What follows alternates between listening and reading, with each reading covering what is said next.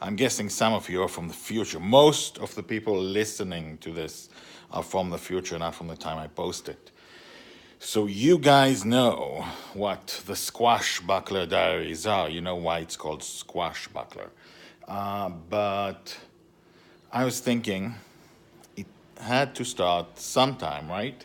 So there was the first time that Joey said Squashbuckler instead of Swashbuckler. And the big arguments came later because when she did it, she was really, really young. Oh, cat was going crazy. And, I've got a daughter age 2, and she constantly says things the wrong way. And we have to figure out what she's saying because she just does it upside down. Oh, the wrong, downside up.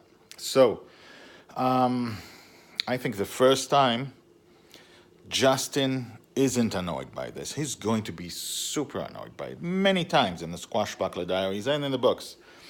But the first time he thinks, that's cute. He tries to explain to her what squashbuckling is. You take a squash, which is, it's a vegetable, I think, and you buckle it in, maybe to the car or something. So he thinks they're talking about being swashbucklers.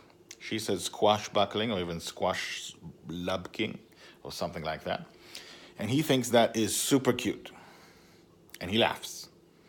And he does correct her because he tries to say swashbuckling a few times, but he figures out it's too complicated for a 2-year-old.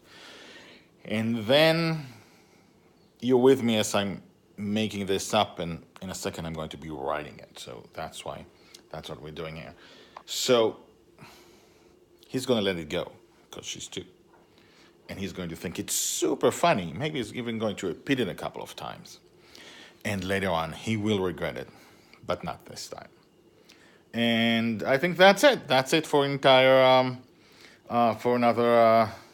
Squashbuckling Diary episode. Bye-bye, everyone. Enjoy the diaries. Subscribe. Let me know what you think.